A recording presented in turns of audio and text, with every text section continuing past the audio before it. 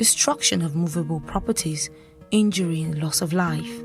In a whole, it has economic, financial, psychological, and sociological implications, as each collapse carries along with it tremendous effects that cannot be easily forgotten by any of its victims. I was not breathing, I was only breathing sand under the umbrella for 4 hours. I spoke with experts and disaster experts who shared reasons for the recurrent collapse. Our people are engaging in sharp practices. Sharp practices deals with the type of material that they are using to build their building. Look at the engineers that they are using. You will discover that some of the builders that they are using, they are not professionals. You get what I'm trying to say? They are not professionals.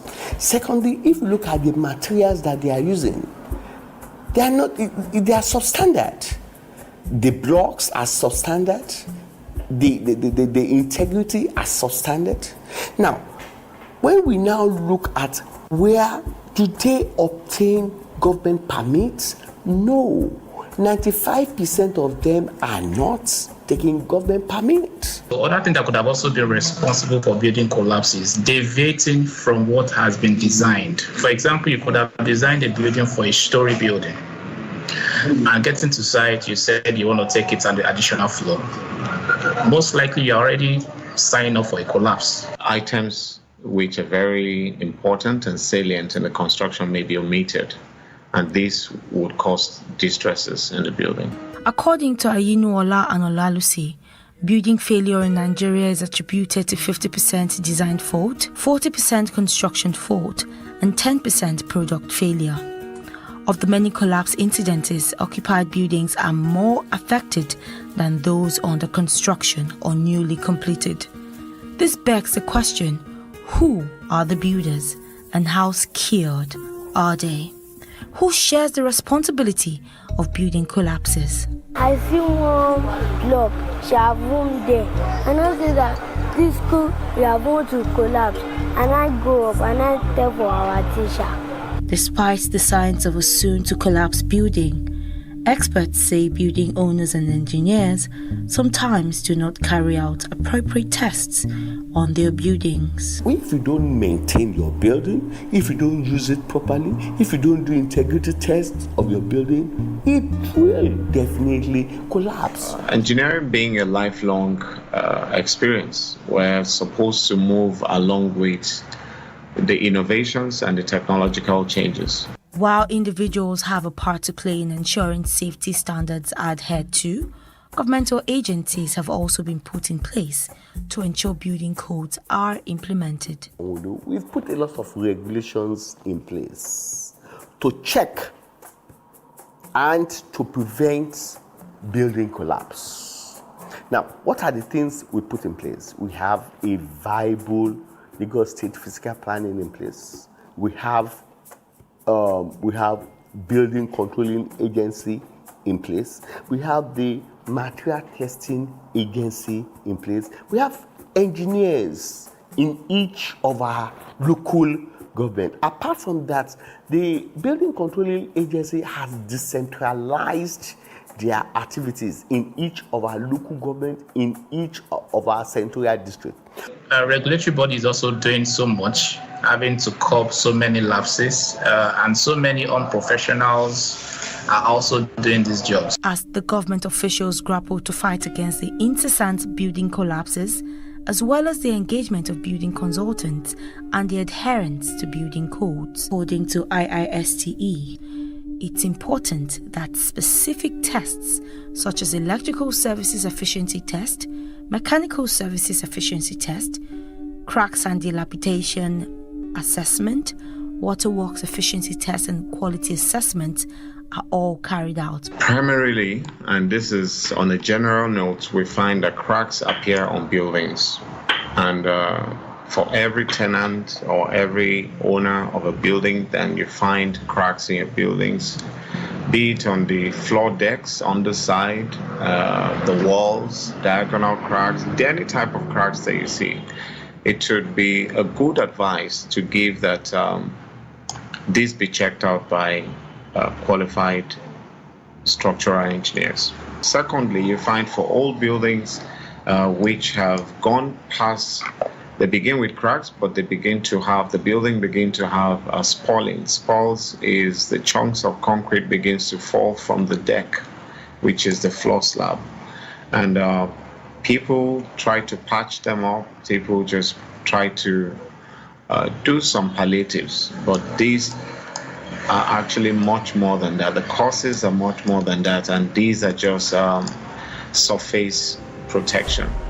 The scars of collapse still dig deep in the psyche of its lucky survivors, who say they would never step foot in the vicinity where his elementary school was once founded. I feel sad when I'm passing that place. I don't want to enter that place again. I decided I will never enter the building again. I'm so traumatized.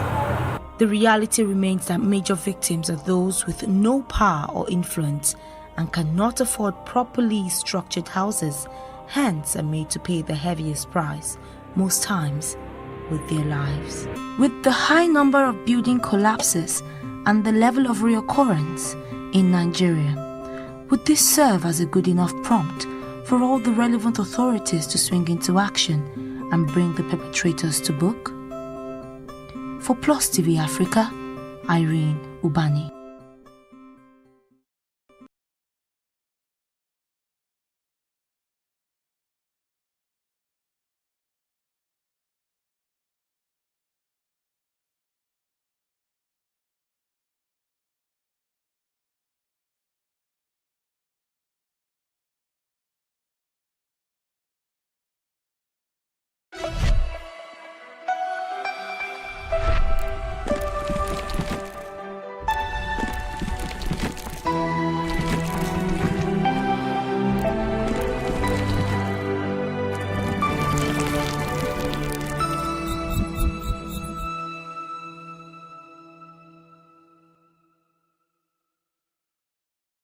We are calling on all South Africans to wear a face mask whenever you leave home. The Governor of Lagos State has made the wearing of masks compulsory to fight against the coronavirus.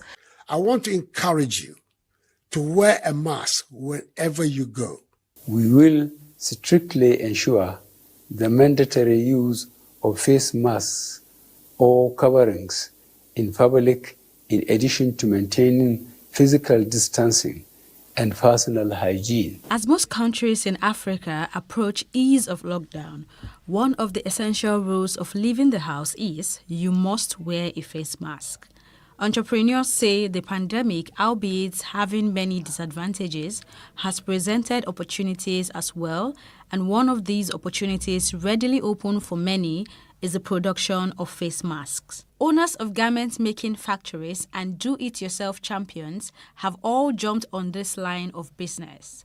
The question is, how efficient are these other masks compared to the initially recommended N95 respirators and surgical masks? N95 masks are also called respirators, and they are designed to be disposable, tight-fitting to the face, creating a seal to prevent particles from getting in. And then they also have specialized filters, which filters about 95% of air particles or droplets. Cloth masks are usually not designed to fit the face, and so it doesn't really protect you from aerosols or droplets or air particles that can get into the respiratory system. A lot of people might have no choice but to use a cloth mask due to the cost and availability of the surgical masks.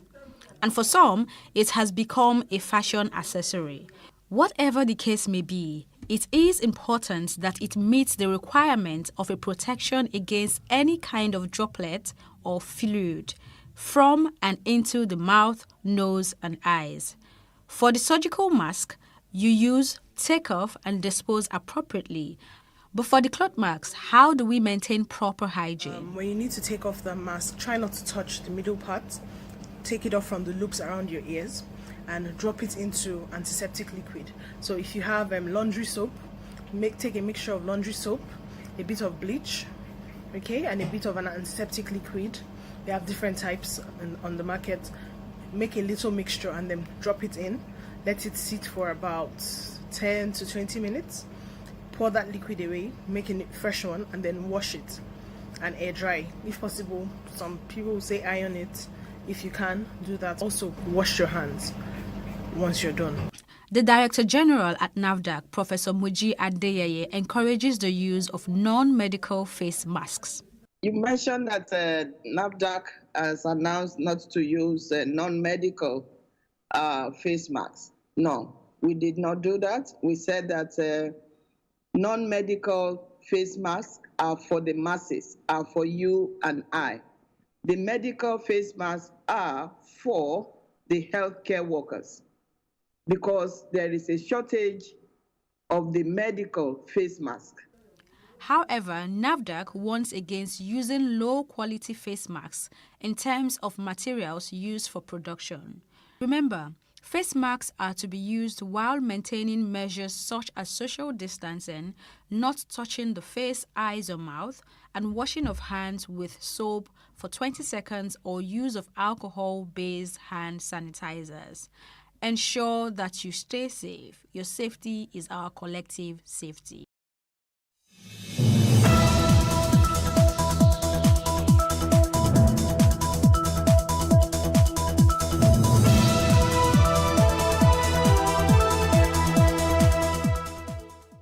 Hello, welcome to Plus Reports, a roundup of the stories that made the news recently. I'm Jacinta Obiuku.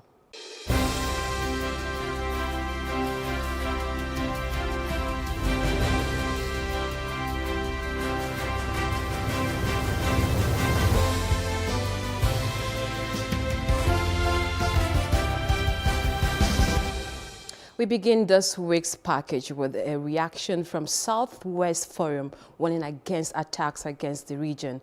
Plus TV Africa's correspondent, Mary Chinda, was at a press conference organized by this group. The NSAS protest against police brutality may be over, but the fear of another brewing protest may be looming across southwest states of Nigeria. Now, this is why the Southwest Renaissance Forum is gathered here. Whoever cares what we saw in NSAS is a tip of the iceberg of what is to come ahead. Considering the political and economic importance of this region to the country called Nigeria, we have come to realize that what we witnessed aftermath of the NSAS was beyond, the consequences of the action of the security agencies, of course, which escalated violence after the protest. Their concern is the wanton destruction of public and private assets and the violence that trailed the protests. Violence witnessed aftermath of NSAS protests were not perpetrated by these peaceful protesters, but by hoodlums who were waiting to take advantage of that protest to unleash terror on our people. And these hoodlums, going by our investigation and our observation, were not just acting, alone. Because if you look at the mode of these attacks, the spontaneity of this attack, you realize that these are well-organized, well-coordinated attack targeted on our people. I said it earlier that at the end of today's meeting, there will be a communique where some of the decisions taken here will be communicated. But beyond that, the next phase after this is the state engagements. We're going to start town hall meeting across all the states of the Southwest. It is about 5 weeks after the October 20th protest, and this meeting, which serves as a post-mortem among youth leaders of the Southwest, worry about the rising insecurity in the region, especially after police stations were burned and stolen police guns, now in the hands of hoodlums. It is only hoped that there would be no repeat of violent protest henceforth. Mary Chinda for Plus TV Africa. quite worrisome owing to high rate of insecurity in the country, recalling the recent sad event where farmers were beheaded in Borno State. And the question remains, what really is the government doing to stop the carnage? Human trafficking is another age-long ill bedeviling the country. About 97 repatriated victims are reported to have benefited from different empowerment initiatives of the Imperial Majesty Oni of Ife, Oba Adeyeye Ogunwusi. Youths of this country are angry because they are hungry. The way we can take them out of hunger is to continue to empower them. It is also a message to all our leaders, both traditional leaders and political leaders, that it is now of a necessity. If you are earning 1 million, dedicate half of it to empowering the youth of your environment. It's a necessity. We have been trying to create an awareness that there is no greener pasture anywhere. Stay in your country, and we're trying to do our best. The one that came back, we tried to empower them like 3 weeks ago, and we're trying our best to empower them and make them a better person. Though it is not easy, you know, supporting victims of human trafficking back. You have some of them that are sexually molested, so many things, but we have a future plan for the few of them. We can't take all. We thank Oni for their support, for their assistance, for bringing us back from Oman. Even though their help and their support, even for me, for myself, maybe I would have died there. We're stranded in Lebanon, our boss, they don't pay us, we don't have anything to eat, we don't have anybody that we can call that can help us. So when the frustration was much, that was why we decided to make the viral video.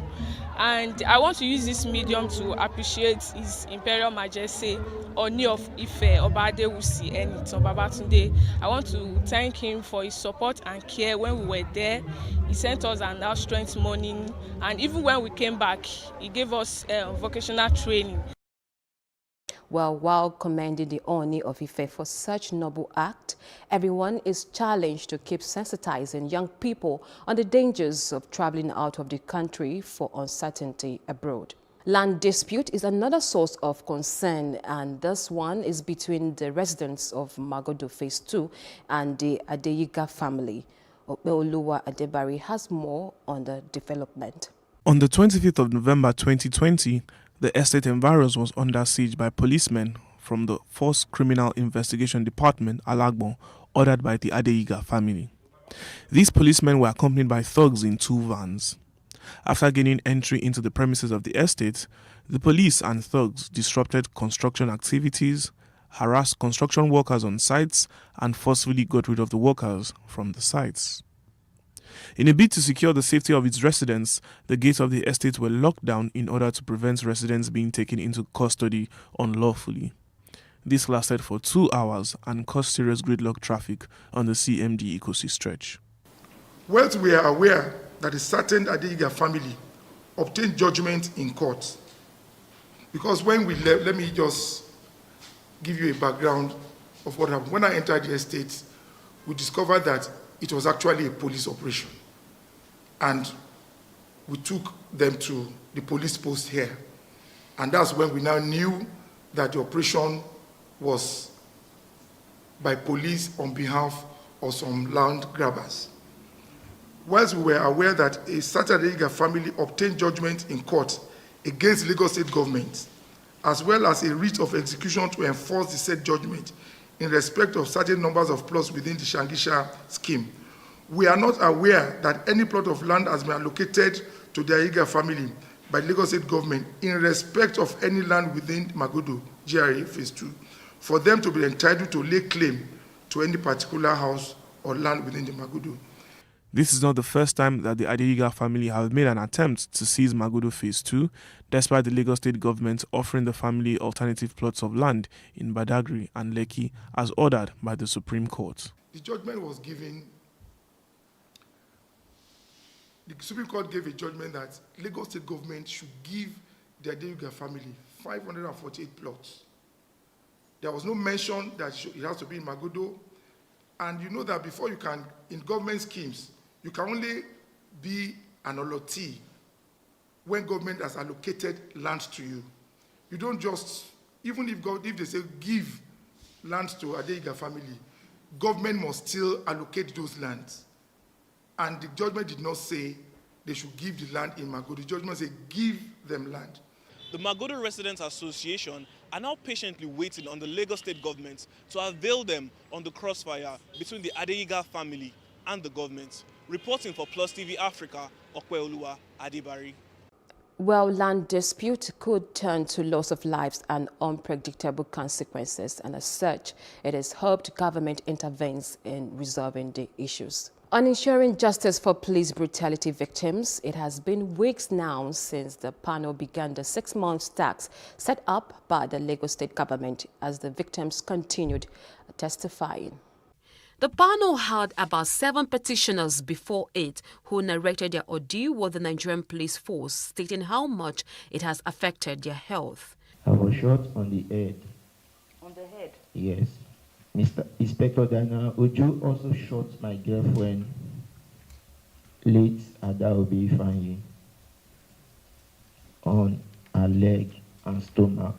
The Nigerian police swept the matter under the rug.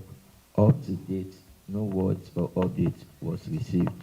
I'm happy to be alive, but I'm still facing health issue and sleeping at night after the incident. Anna Olubode is another petitioner alleged to have hit by stray bullet by SAS operatives. I can't able to walk very well. When I'm able to stand in, I'll be stagger. I can't stand. In the midnight, I can't sleep. Since 2 years, I'm at home, doing nothing, sitting down.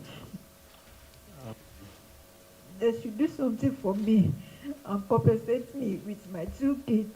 Though most of petitioners have no lawyers to represent them, the panel justice notified them that there is an offer made by Nigerian Bar Association who are present at the panel to represent them free of charge. But most of the testifiers declined the offer and faced the panel alone. You're watching Plus Report on Plus TV Africa. We'll be right back after this break.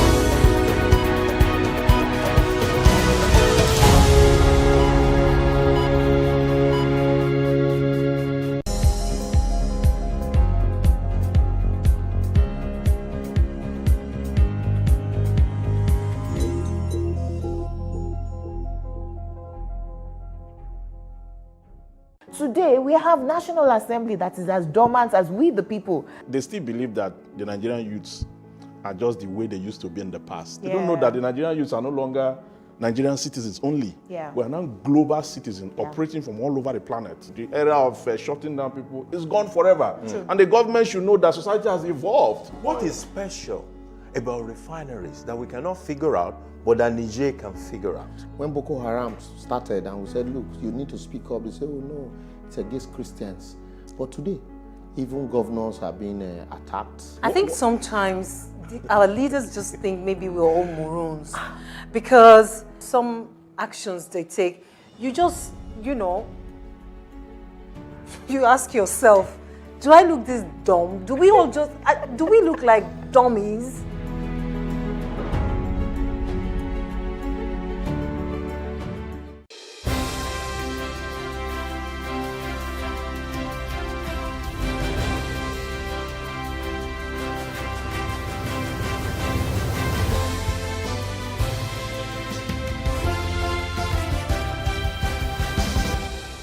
Thanks for staying with us. The Nigerian economy officially plunged into recession, and reaction have continued to trail the development among some stakeholders. Recession, a period of decline in general economic activity where an economy experiences a decrease in its gross domestic product for 2 consecutive quarters, has been faced by various countries in the world today. Recession is not limited to Nigeria, it's a global phenomenon. And recession is not new, it's always been there. As far back as Joseph in Egypt in the Bible, the whole world was under recession. So it's not a new thing that should frighten people. Recession will teach you lessons the hard way. You can't just say, what do we do? You need to look back and say, what did we do that has landed us in this okra soup of lack, of poverty, of exigency? Analyzing how and why country's economy is where it is today was part of the discussion. There's a tendency to follow after the what, or never to ask the why. Original thinking, lack of ownership, lack of courage, leadership, these are the things I think that have brought us where we are. Ideas no longer work. Dashing people money is what is happening. And so we live in a society that cheerfully accepts misconduct in public service. The question remains, should the government alone guarantee nation's economic growth? We leave everything to government. How many citizens can any government employ? Do you think Mr. President has a better brain than you have? He's just a human being as limited as you. Every Nigerian must know that when government is borrowing money, you will pay it. Though Nigeria's economy slides into second recession in 5 years, there could be possible solutions. We need to cut down the size of government drastically. We need to have a lean and mean governmental structure.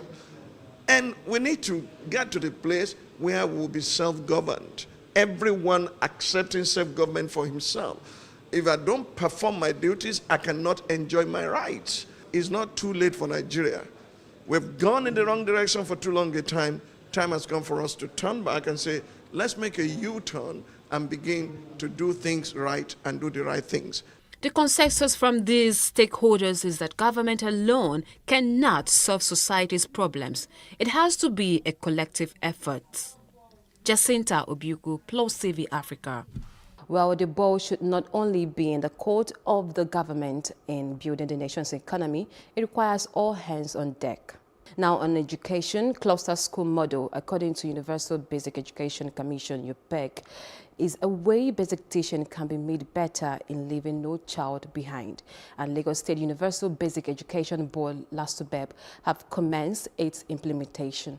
The meeting, tagged Advocacy and Sensitization on Cluster School Model, is said to be the third stage of the initiative, which includes all stakeholders in basic education. The Cluster School Model is a strategy developed to enhance the on-the-job capacity of teachers and education managers.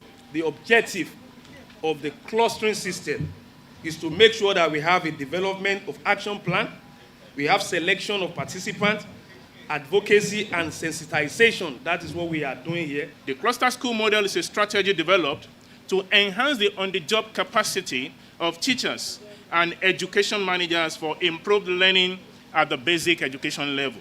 The initiative is of essence, especially as the world is technologically advancing. This is a very timely initiative because in the last few months, the Lagos State government has introduced a lot of programs to transform basic education in Lagos State.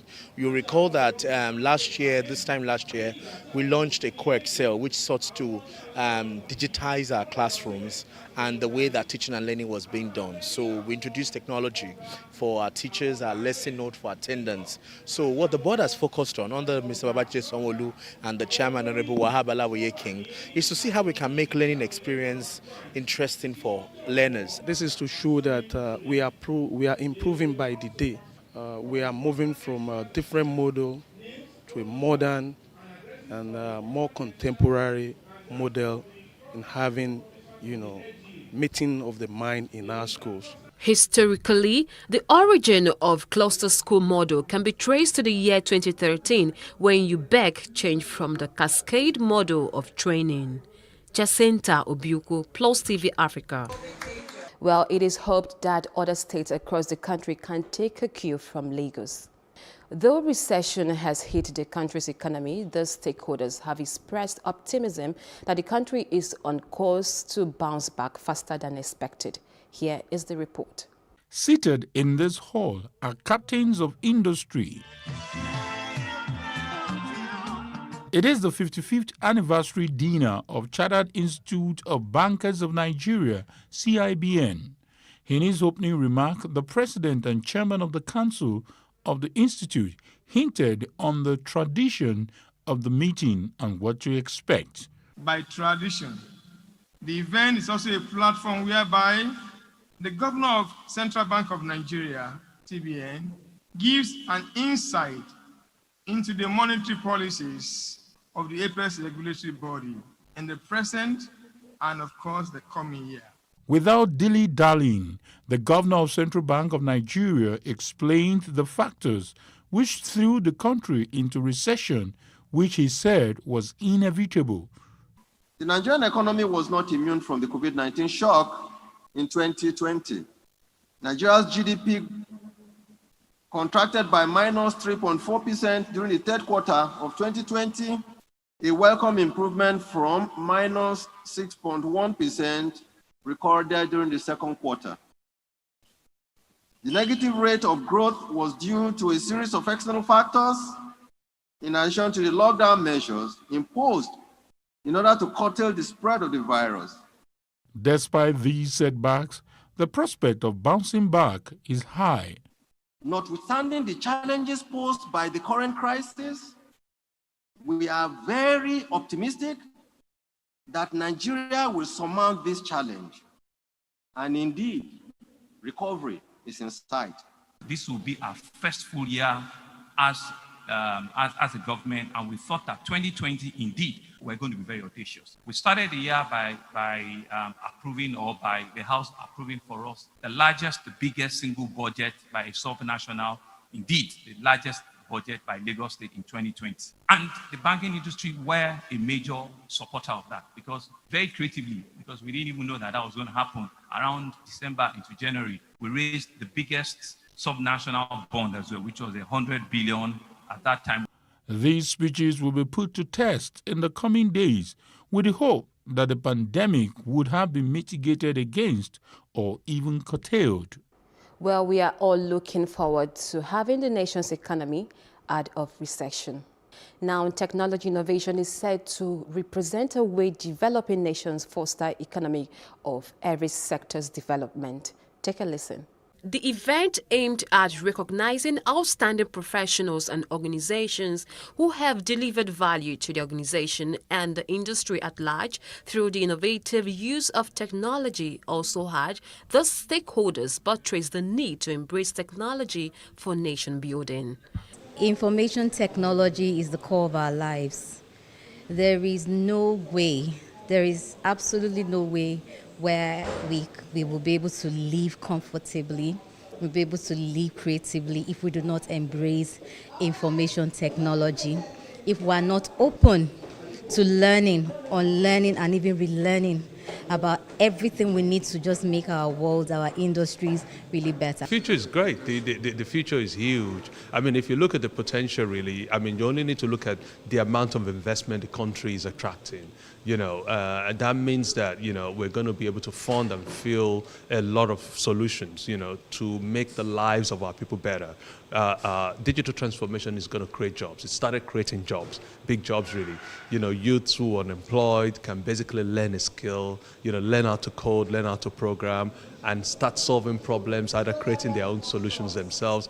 The question on how Nigeria youth are to harness their digital skills and talents in curbing unemployment was also addressed. The Nigerian youth is no longer the one that we need to teach technology. Some of them have self-taught themselves, they are self-taught. Others have gone to the university. There's more to technology than just all the Instagram and this and that, as good as those things are.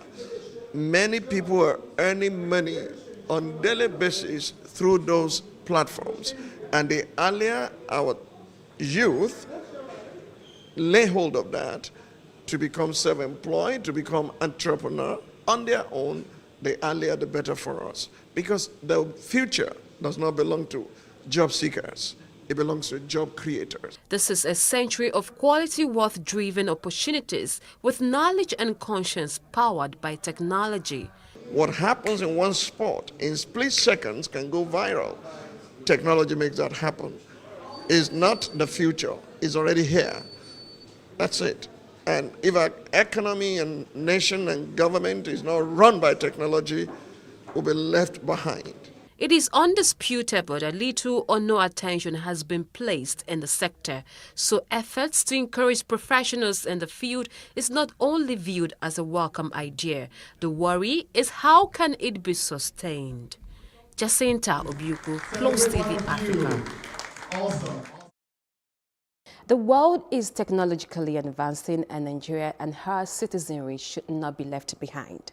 And that's it on Plus Reports. Do follow us on Plus TV Africa on Facebook, Twitter, and Instagram. And do subscribe to our YouTube channel on Plus TV Africa. I'm Jacinta Obiuku. Thanks for watching.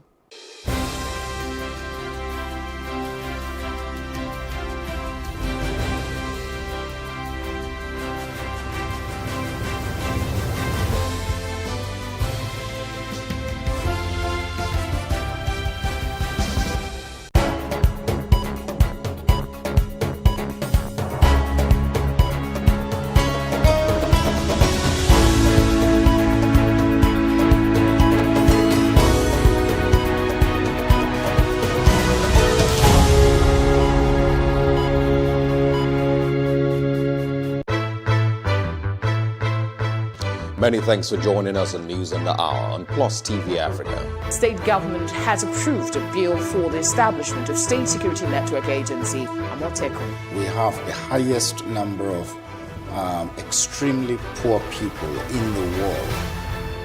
He's not concerned about lecturers that are raping students that are under their care. He's concerned about them being stigmatized. And I can tell you that he will get the result in full measure. He cannot avoid responsibility. Why the focus on Africa at this point? The news only cover, one side of Africa. So we always felt like the picture is incomplete. So we need the whole picture.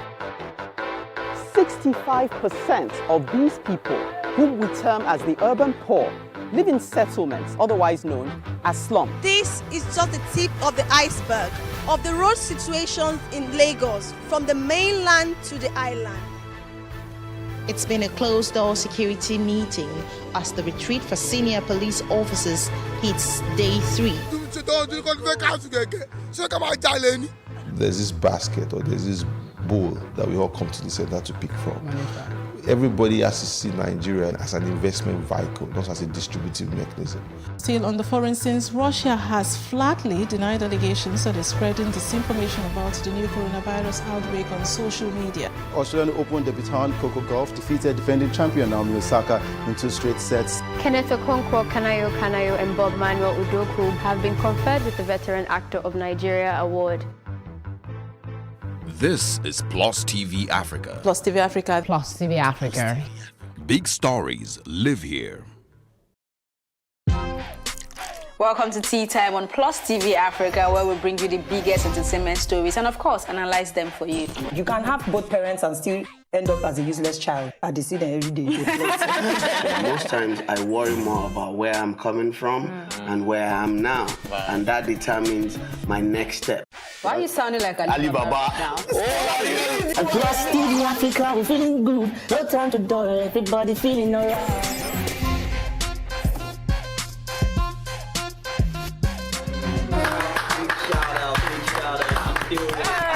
I really like you. I can still make music and people are still buying. Sometimes I look myself minimal IU. Akpala music is for mature-minded people. I got DMs sometimes from Malawi, like, Sleeping early.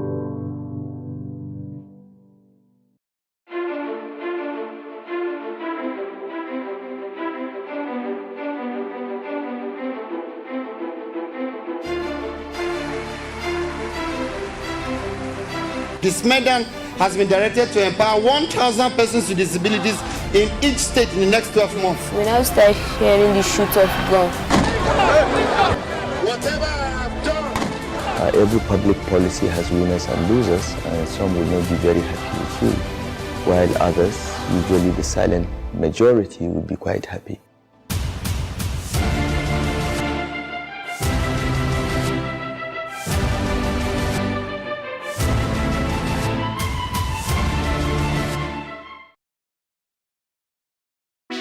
Hey, what's up, guys? You're welcome to another edition of Plus Event, and I remain your host, Ifeoluwa Oshukeye.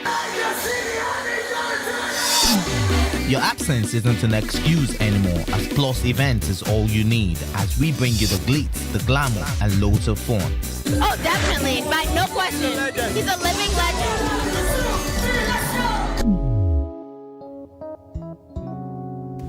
Oh, God forbid, Holy Ghost fire, I know. I just want to be blown away. I want to be wild. This is 11 years of doing it.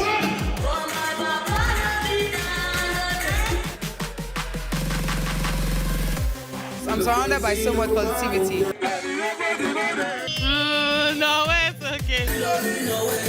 Yo, what's up, my people? It's your boy Starboy Terry. You're watching Plus Event on Plus TV. Stay glued to Plus TV Africa every Saturday and Sunday, 4:30 p.m. West African time.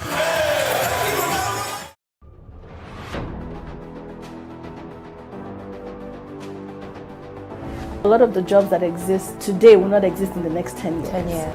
When I see people today shouting, we're not too young to run, we are ready to run. Ready to run to where? The people of excellence are, to a certain extent, being held ransom by idiots and bandits. Once you are in government, you believe everything you do is right. And once you are in opposition, everything the government does is wrong. And so it's time for us to take over power.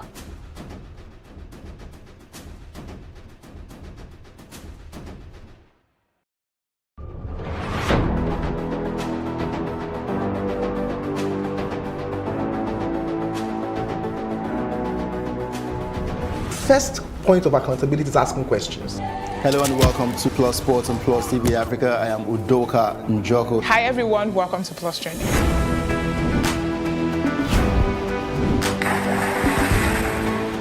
You cannot continue to recycle poverty while you're spending a lot of money on unproductive ventures.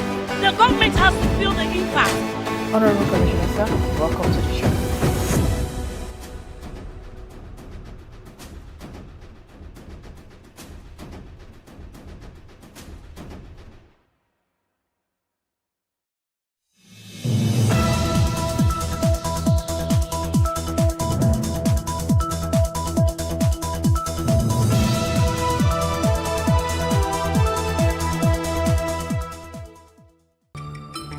How ready is the Independent National Electoral Commission for the by-elections taking place tomorrow?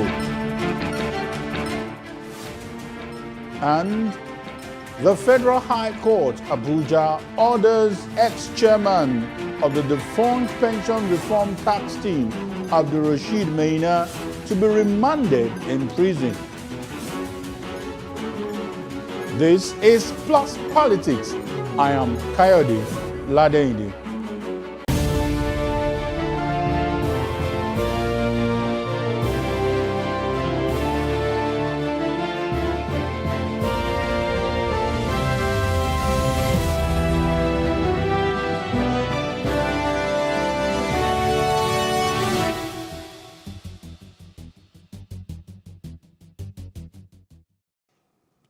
Welcome. This is Plus Politics. Let's look at the major issue in the news in the world of politics. The Lagos East by-election will take place tomorrow, December 5th.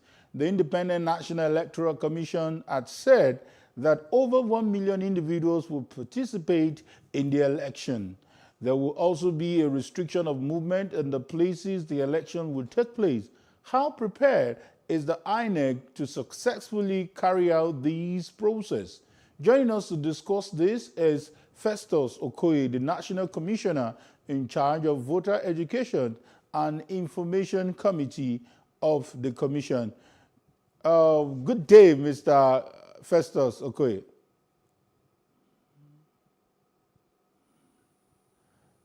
Yeah, good day, Mr. Festus Okoye. Can you hear me now?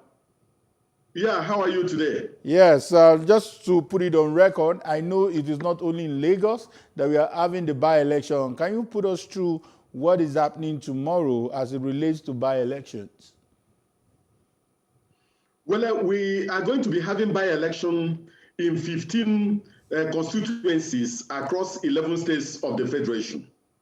We are going to have a senatorial by-election in 2 senatorial districts in Bayelsa State.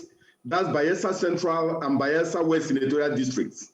We're also going to have a senatorial by-election in Imo North senatorial district, Cross River North senatorial district, Plateau South senatorial district, and Lagos East senatorial district. These are the senatorial elections that will take place tomorrow. In relation to state constituency elections, we are going to have 9 state constituency elections in various states. In Borno State, we are going to have 2 state constituency elections, one in Ganzai State constituency and Bayo State constituency. For Bakori State constituency in Katsina State, there is one. Then we are going to have election in Bakura State constituency of Zamfara State. Then we are going to have election in Issues of State constituency of Enugu State. We also have a state constituency election in Ibadan State constituency in Kogi State, Kosofe 2 constituency in Lagos State, Obudu State constituency in Cross River State, and Das State constituency in Bauchi State. So these are the state constituency elections we are going to have, and the senatorial district elections that will take place tomorrow. Okay, probably you might also need to put us through so that there is probably no issue of confusion or possible litigation in the future. How come that we are having these elections in one day? Is it a case of the former occupiers dying the same day, or what really happened that INEC is able to put all these elections in one day? Well, we just emerged from a pandemic. Some of the candidates died during this period of pandemic. Some of them died from complications resulting from COVID-19. And then it was also almost next to impossibility to conduct some of these states constituency elections and senatorial by-elections at that point in time. In fact, the conduct of the Edo and Ondo governorship elections were based solely on the fact of the constitutional implication of not conducting those elections based on the provisions of the Constitution that makes the conduct of governorship and governorship elections time-specific. So we decided to roll out what we call our policy on conducting election under COVID-19. And we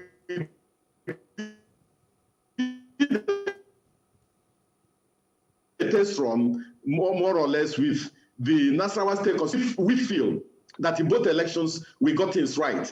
So some of these elections occurred as a result of litigation.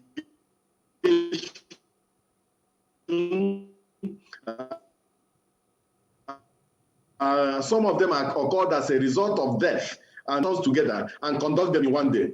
You recall that these elections were supposed to take place on the sometime in October, yes. But we had to move the elections away from that particular period based on the exigencies of security arising from the NSAS campaign. And so that was why we grouped all these elections to hold them in one day, so that at the end of the day, the people in these senatorial districts and state constituencies, we know who their representatives are. Quite an interesting and adult task for INEC, I must say. The first had to do with the COVID. This time around, it has to do with the NSAS, and we also had issues of death, which you referred to. And because of network, I think you also mentioned the issue of litigation by some parties. So having said that, now how do we ensure a hitch-free process? Because, for example, in Lagos, they've declared restriction of movement in the affected local government. How does this play out for those who are probably have not experienced by-election? Well, it's part of nation building. It's part of our democratic growth, and also it's part of the learning process in our electoral process.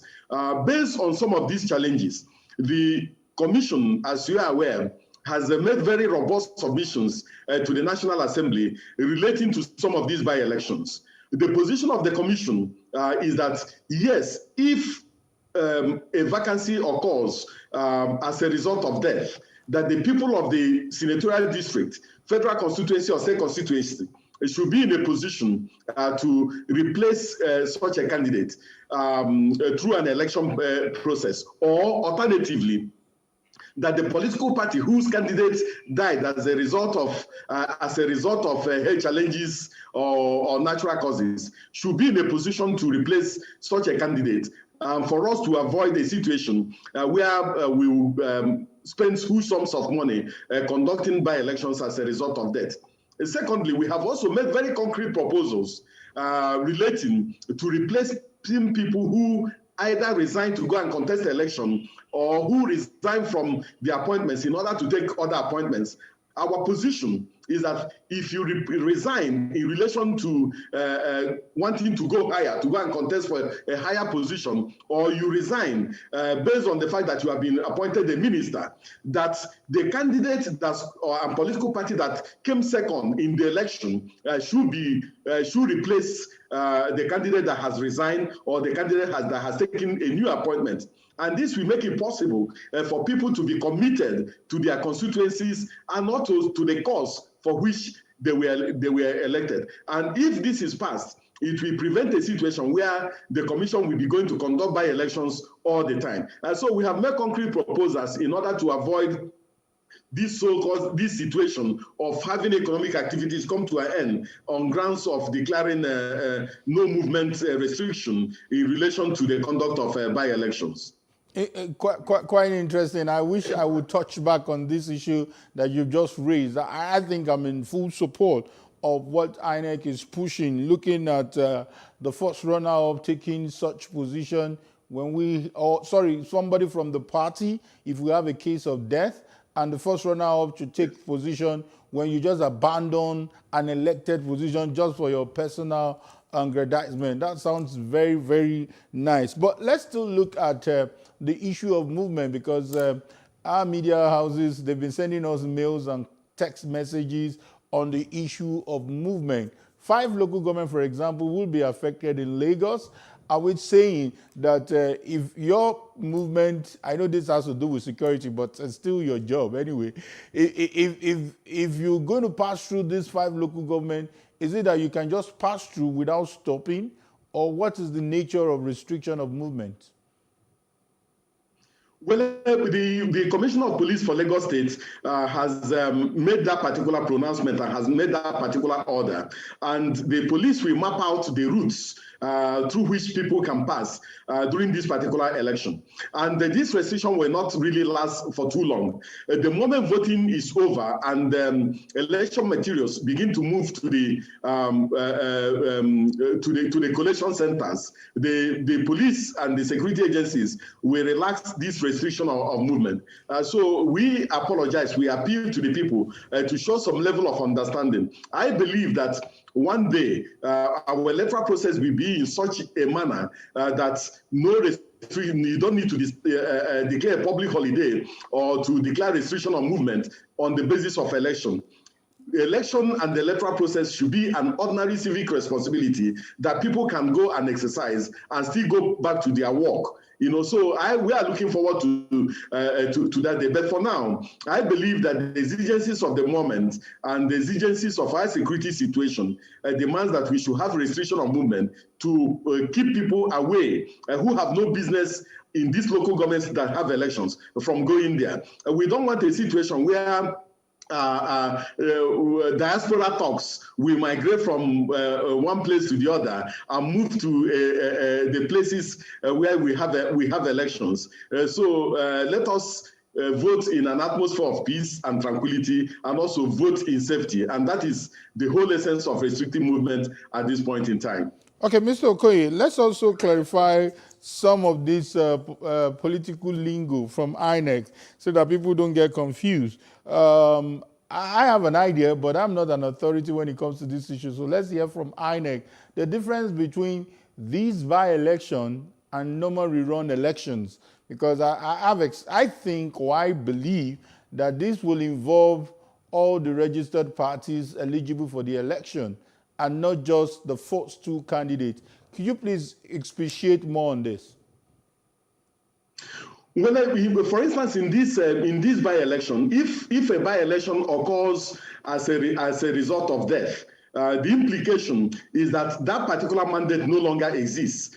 So people have to get a fresh mandate.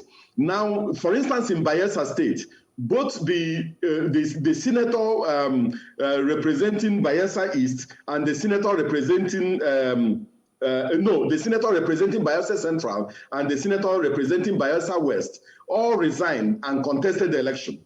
So based on that, all the political parties are eligible to contest the election.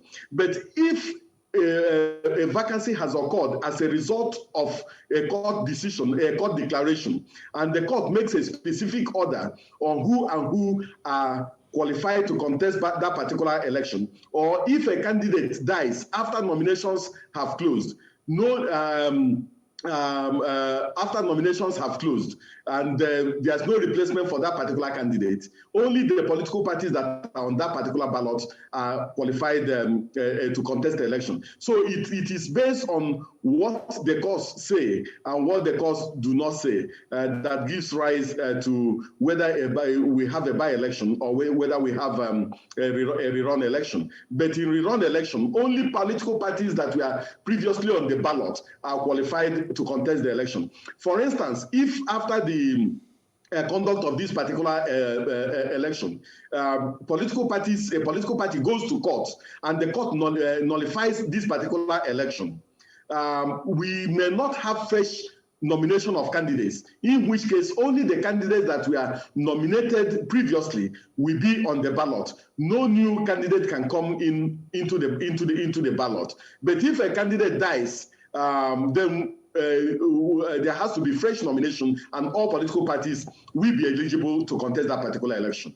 Interesting. Okay, let's also look at what to expect. Another reason a lot of people felt why there should be restriction is, let's not have, you remember those days of election process in Nigeria where you will have people who do not have any business in a particular polling booth or polling unit. They will come and begin to thumbprint, and they begin to have overvoting and all kinds of electoral fraud.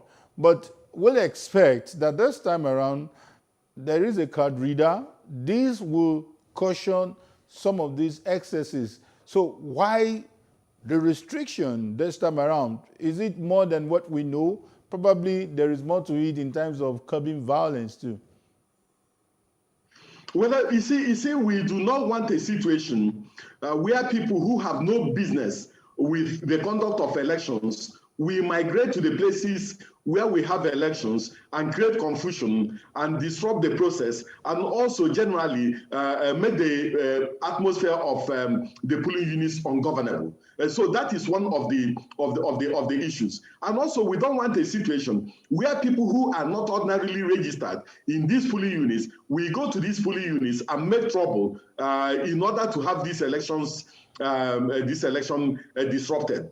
We also want a situation where the security agencies can deploy effectively and without having to encounter so much challenges from vehicular movement.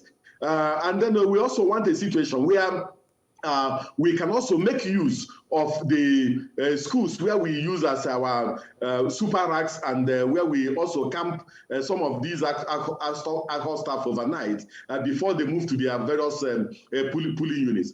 So we want to take control of the process. We want to take control of the procedures, and we do not want anything that will disrupt the smooth conduct of this election. And that is why we are collaborating with the police in making sure that movement is restricted on election day, so that we do not have the influence of people into these areas, especially people who have no business with the election.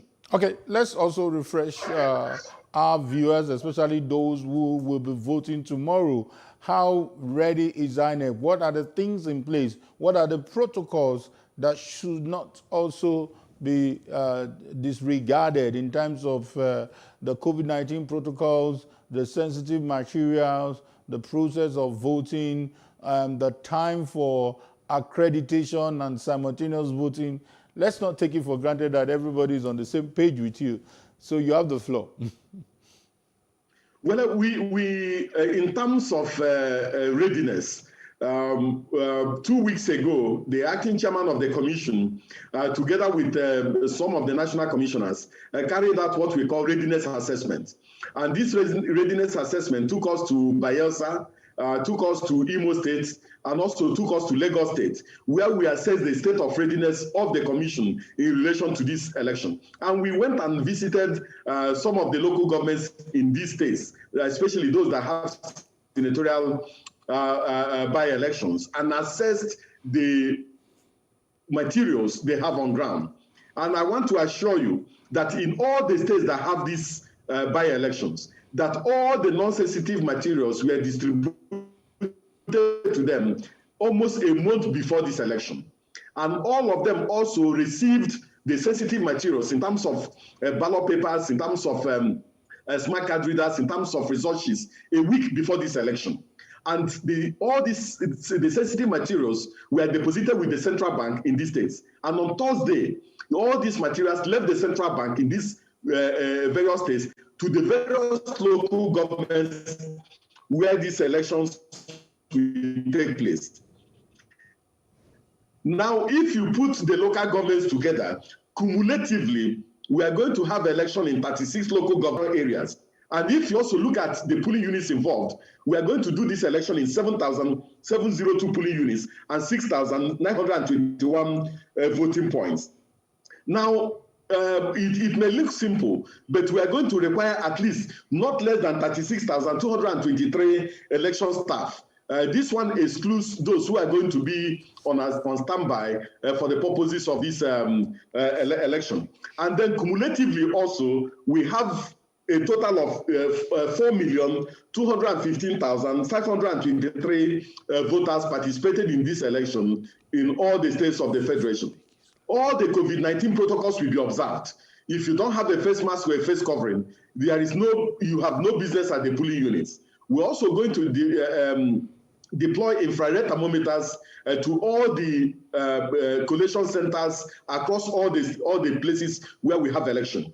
We are going to also deploy the infrared thermometers strategically based on the prevalence of this pandemic in some of the states and in some of the constituencies where we have this election. And social distancing will also be observed in relation to this election. And so in relation to the election, we are good to go. Presently, I'm supervising the election in Cross River North and the Obudu state constituency. And I just returned from Obudu local government, and I've also gone to Bekwara and Ogoja. And I can assure you that the materials for this election have led the various local governments to the super racks and to the registration areas from where they will be deployed to the polling units at the first light tomorrow morning. So I believe that we are good to go. And if there are a few challenges here and there, we have the capacity to resolve them. And the security agencies are cooperating fully, and they have been very, very professional in their dealings with the commission.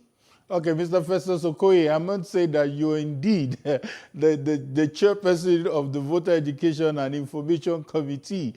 But let me see whether you will also help us with some specifics. For example, for people watching us from Lagos, we would like to announce to you that the Commissioner of Police has announced that there will be restriction of movement in 5 local governments from 6 a.m. to 6 p.m. Please, if you live in this area, take note. And the local governments involved include Ekpe, Ibejuleki, Koshofe, Shomolu, and Ikorodu. These 5 local governments Please, there is restriction of movement. Try and adhere to this instruction. And subsequently, in our bulletins, we'll also be mentioning some other states and their local governments. Maybe you can help us with the local governments involved in Cross River. And if you have the privilege of having the information on the palm of your hand, you can also mention some other local governments. We just want to make sure that people do not err on the side of the law and they keep to necessary instructions from the electoral body. So once again, for Lagos, we have Ekpe, Ibejuleki, Koshofe, Shomolu, and Ikorodu. These 5 local governments, please, voters, adhere strictly to the rules of not moving, both vehicular and pedestrian. Try and avoid moving during the election. Stay in your local, your polling unit, exercise your franchise, get to your house, and when this movement is removed, this restriction is removed, you can go about your normal business. So, Mr. Festus Okoye, I think you have about 2 or 3 minutes. Let's see how many you can cover. Well, for Cross River North Senatorial District, the local governments involved are Kwara local government, Ogoja local government, Obaliku local government, Obudu Ayala local governments. These are the local governments involved in the election in Cross River North Senatorial District and Obudu State Constituency election. Now, as I pointed out, we have state constituency election in 9 state constituencies. In Borno State, we have election in Ganzai and Bayo State constituency. These 2 are in Borno State. Then for Katsina, we have election in Bakori State constituency. Then for Zamfara, we have election in Bakura State constituency. Then for Enugu State, we have election in Isuzu State constituency. Then for Kogi, we have election in Ibadan State constituency. Then for Lagos, we also have a state assembly election in Kosofetu State constituency. And then we have one in Obudu State constituency and one in Das constituency of Bauchi State. So these are the places where we have state constituency elections. Now, for those who are in places like Bayelsa Central and Bayelsa West, the National Commissioner supervising that particular state should be in a position to give a breakdown of the local governments. And then we also have Imo North Senatorial District and Plateau South Senatorial District. And you have just given the local governments involved in that of Lagos East State constituency. So that is it in relation to the elections we have tomorrow. Thank you so much, Mr. Festus Okoye. Let me use our local parlance. You didn't form my hand. Thank you for this insight. We sincerely hope that... Thank you so much. Yeah, we sincerely hope that it will be a hitch-free exercise. It will be peaceful. And hopefully, we won't have this case of death again. Thank you once again, Festus Okoye. Thank you, and I wish you well. Yeah. We'll take a short break, and when we return, the ex-chairman of the defunct Pension Reform Tax Team, Abdulrasheed Maina, is remanded in prison. We'll be right back. Please don't go anywhere.